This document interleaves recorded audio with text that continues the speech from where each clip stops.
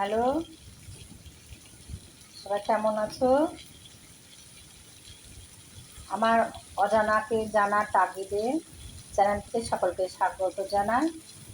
তোমরা সবাই আশা করি ভালো আছো, আমি ভালো আছি। ভালো থাকতেই হবে। আজকে কিন্তু রৌদ্র নেই, গরম নেই, হালকা মেঘ করে আছে, ঝিপিঝিপি বৃষ্টি হচ্ছে আমার এখানে। তোমার ওখানে কেমন বৃষ্টি হচ্ছে সেটা অবশ্যই কমেন্টে জানাবে। তার কারণ হচ্ছে তবে আমার ভালো লাগবে। আমারটা যেমন চ্যানেল থেকে দেখবে, তোমারটাও আমি কমেন্ট থেকে দেখবো, এবং সাবস্ক্রাইব লাইক করতে ভুলবে না। দেখো আমার আজকের মেনু দেখো, পটল ভাজা হবে। এখন বাজারে পটল তো সস্তা, বৃষ্টি হচ্ছে অনেক জায়গায় বলে গাছ ডুবে গেছে। এদের পটল ভাজা হবে, আর ভাত চাপিয়েছি। আর এই দেখো ডিম সেদ্ধ করে রেখেছি, একটু মতো বাটিতে আলু ভাজা রয়েছে, তার মানে হচ্ছে মুড়ি খাওয়ার সময় আলু ভাজা হয়েছিল, একটু এটা অবশিষ্ট রয়েছে। আজকে আমার স্কুলের ভাত ছিল না, কারণ আমার কর্তা আজকে তোমাদের দাদা ভাই আজকে স্কুল নিজের বাড়ি থেকে, গ্রামের বাড়ি থেকে করছে আর কি। ওখানে আমার শাশুড়ি শ্বশুর সবাই আছে। আমার স্কুল থেকে গ্রামটা 10 কিলোমিটার, তাই কালকে আসেনি, কালকে ওখানে ছিল, আজকে সকালে ওখান থেকে স্কুল গেছে। আর এই দেখো আলু পটলের রসা হবে। আর আমার ওদিকে গোলাপ গাছে প্রচুর সুন্দর গোলাপ ধরেছে। তারপরে আমার তো বাতাবি লেবু আছে, তোমরা জানো সবাই। আগে দেখো এগুলো সব পরিষ্কার করেছি। হ্যাঁ, বাতাবি লেবু আছে। আর আমার পেয়ারা গাছে একদম গুটি ধরেছে, প্রচুর পেয়ারা, একদম উড়ুলি ঝুড়ুলি পেয়ারা এসছে, বুঝলে তো? উড়ুলি ঝুড়ুলি পেয়ারা এসছে, কিন্তু সেই পেয়ারাগুলো অবশ্য পাকবে না। আর তার কারণ হচ্ছে একদম গাছটা কোষকুটে জাত। আর কোষকুটে জাত এই কারণেই যে গাছের গোড়াতে মাটি নেই, বুঝলে তো? গাছের গোড়াতে মাটি নেই, টাকা আর ওই গাছটা রাখবোও না। তার কারণ হচ্ছে পাশে নারকেল গাছ রয়েছে, নারকেল গাছটা কেটে দেবো, ওখানে আমার বাড়ি আর একটা আমি রুম করবো। রুম করবো যাতে করে আমি কিছু মানে এই বাড়িটা যাতে অনেক বড় হয়, আর রুম করব। তার কারণ হচ্ছে রুমে ভাড়া দেওয়া হবে সেই জন্য আর কি। আর কিছুদিন পরে কি বলো তো, জগন্নাথ দেবের রথযাত্রা। তোমরা নিশ্চয় রথযাত্রার জন্য রেডি হচ্ছে, কেউ কেউ পুরী চলে গেছে, আশা করি কেউ কেউ যাবে পুরী। তো পুরী যাবে, আর রথের মেলা আসছে, রথের মেলাতে নিশ্চয়ই আনন্দ হবে। এরই ফাঁকে এখন একদম ঝমঝমাঝম বৃষ্টি হয়ে যায়, তার কারণ হচ্ছে রথে তো বৃষ্টি হয়। এখন যদি বৃষ্টি হয় তবে রথে কম বৃষ্টি হবে রথের মেলাতে, আর এখন যদি বৃষ্টি না হয় তো রথের মেলাতে বেশি হবে, বৃষ্টি হবে, সেটা। আজকে মঙ্গলবার, আছে কিসে দিয়ে বলো তো? আজকে আজকে হচ্ছে বজরাংবলির দিন।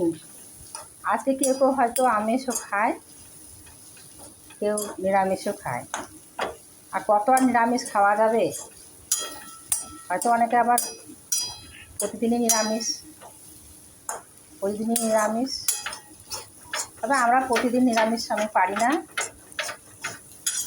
কিন্তু নিরামিষ হওয়া তো ভালো, কিন্তু নিরামিষ হওয়া মানে অসম্ভব ব্যাপার। তার কারণ হচ্ছে প্রতিদিন নিরামিষ যদি বাড়িতে কেউ না করে।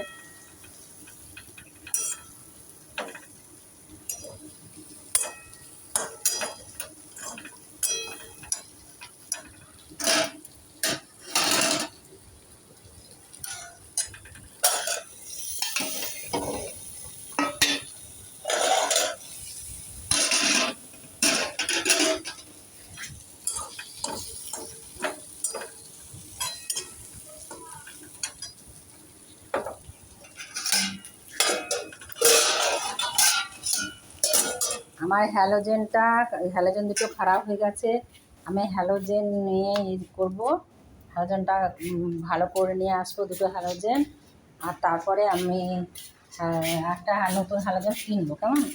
আর দেখো এই যে সজনের শাকগুলো এখানে রাখা আছে, তার কারণ আজকে গতকাল একটু খেয়েছিলাম, আজকে ভেবেছিলাম এই রসটা খাবো, কিন্তু বাসি শাক হয়ে গেছে যেহেতু, তাই আর সারটা ব্যবহার করব না। আমি দেখাচ্ছি তোমাদের এটা আমার পেয়ারা গাছের গুটি দেখো, পেয়ারা গাছের গুটি দেখো, এই দেখো আমার গোলাপ গাছে গোলাপ ধরেছে।